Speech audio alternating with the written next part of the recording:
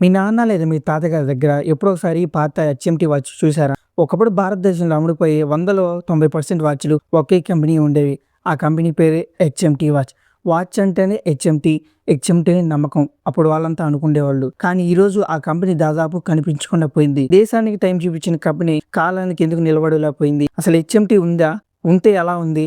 ఇలాంటి మరిన్ని విషయాల గురించి మనం ఈ వీడియోలో మాట్లాడుకుందాం. వీడియో చాలా ఇంట్రెస్టింగ్‌గా ఉంటుంది. వీడియో చివరి వరకు చూడండి. హెచ్ఎంటీ ఎలా మొదలైందంటే 1950లో భారతదేశంలో స్వాతంత్రం వచ్చింది అప్పుడు ప్రధానమంత్రి అయిన జవహర్లాల్ నెహ్రూ భారత ప్రతి రంగంలో స్వయంగా ముందుండాలని, మన భారతదేశం అభివృద్ధి చెందాలని చెప్పి, విదేశీయులపై ఆధారపడకుండా మన దేశంలో పరిశ్రమ ఉండాలని చెప్పి అలా 1953లో హెచ్ఎంటీ అనే కంపెనీని ప్రారంభించింది.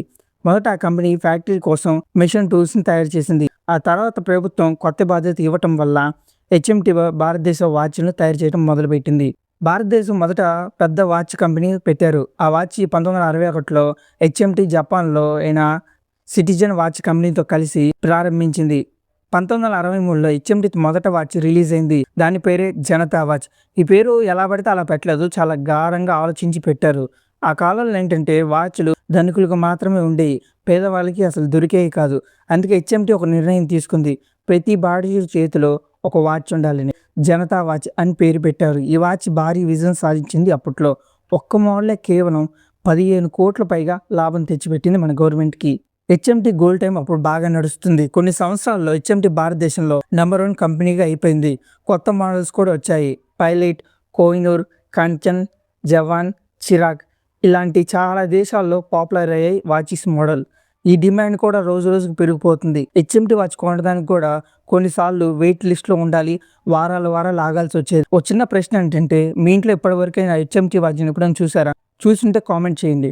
ఇంత ప్రత్యేకం ఎలా అయిందంటే హెచ్ఎంటీ వాచ్ ఎందుకంత ప్రత్యేకమైందంటే ఆ కాలంలో ఈ వాచ్ అనేది చాలా జాగ్రత్తగా తయారు చేసేవారు. బెంగుళూరులో ఉన్న హెచ్ఎంటీ ఫ్యాక్టరీలో వాచ్ తయారు చేసి ఏంటంటే ఈ మెకానిక్ వాచ్‌లు తయారు చేయడంలో చాలా జాగ్రత్తగా ఉండాల్సి వచ్చేది. 100 కంటే ఎక్కువ చిన్న చిన్న భాగాలు అన్నీ కలపాల్సి వచ్చేది. చిన్న గేర్లు, స్ప్రింగులు, స్క్రూలు అన్నీ కలిసి ఈ వాచ్‌లో పనిచేస్తూ ఉంటాయి.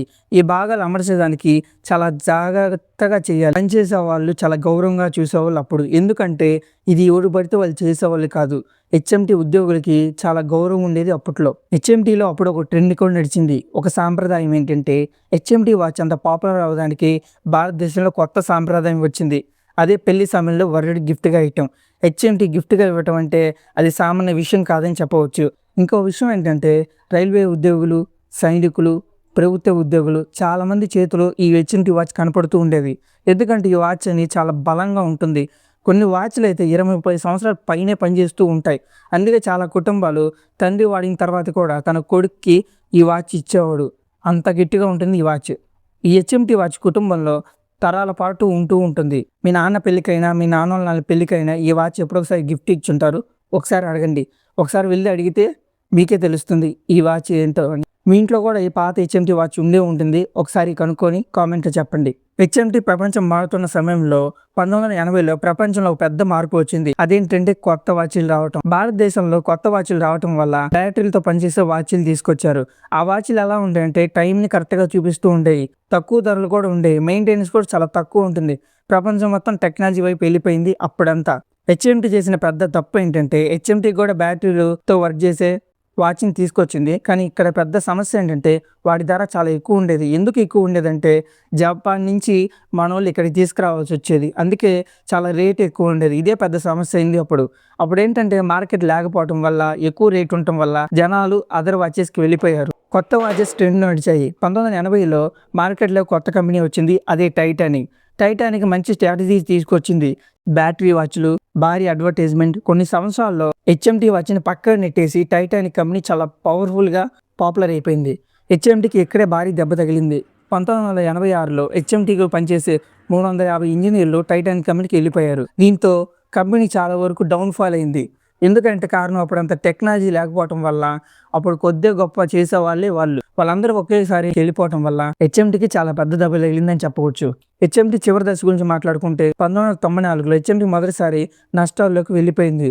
ఆ తర్వాత నష్టాలు పెరుగుతూ గవర్నమెంట్‌కి పెద్ద తలభారంగా మారిపోతూ వచ్చింది. 2012లో 2400 కోట్ల పైగా నష్టం వచ్చింది హెచ్ఎంటీ కంపెనీకి. చివరికి 2016లో ప్రభుత్వమే హెచ్ఎంటీ వాచ్ బిజినెస్‌ని అధికారంగా మూసేశారు. మీరు అడగొచ్చు, అన్న ఇంకా ఈ వాచ్ ఉందా? ఒకవేళ కొనాలంటే ఏం చేయాలి అని. వీటి గురించే చెప్తాను. అవును, హెచ్ఎంటీ వాచ్ ఉంది. పూర్తిగా మూయలేదు. హెచ్ఎంటీ పూర్తిగా మాయం కాలేదు, కానీ చిన్న మిషన్ టూల్స్‌ని తయారు చేస్తూ ఉంది. హెచ్ఎంటీ వాచ్‌లు కూడా అక్కడక్కడ ఉన్నాయి. మన ఫ్లిప్‌కార్ట్, అమెజాన్‌లో చూస్తే ఒక్కోటి 2000 పైనే ఉంటుంది. అప్పుడంటే 150, 200కి వచ్చే వాచ్ ఇప్పుడు మనం 2, 3000 పెట్టి కొనాల్సి వస్తుంది.